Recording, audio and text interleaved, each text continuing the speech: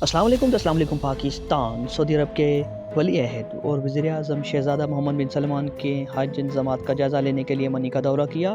Saudi media کے مطابق سعودی عرب کے ولی عہد شہزادہ محمد بن سلمان نے سعودی فرمان روا شاہ سلمان بن عبدالعزیز کی ہدایت پر حج انتظامات کا جائزہ لینے کے لیے منی پہنچے، جہاں انہوں نے حارمین حج کو حکومت کی جانب سے مہیا کی جانے والی خدمات کا جائزہ لیا۔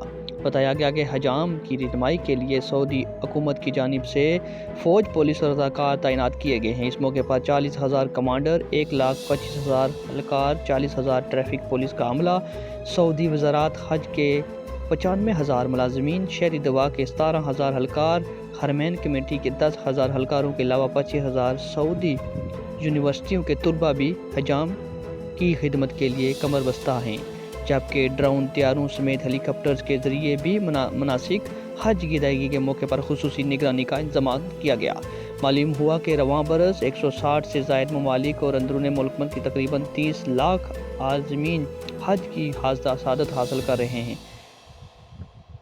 کھلے آسمان تلے قیام کرنے کے بعد نماز فجر کی ادائیگی کے بعد منی میں اپنے خیموں میں واپس آنے سے، جہاں سے شیطان کو پہلے دن کنکریاں مارنے کے لیے جمعرات کمپلیکس روانہ ہوئے۔ شیطانوں کو کنکریاں مارنے کے بعد واپس منی میں اپنے خیموں میں آئیں، جہاں قربانی کے بعد بال منڈوا کر حرام کھول دیں گے۔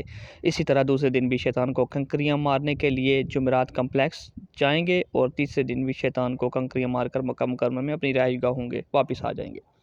مزید معلومات دیکھنے کے لیے ہمارے اس یوٹیوب چینل کو لائک کریں، سبسکرائب کریں اور شیئر کریں۔ اللہ حافظ۔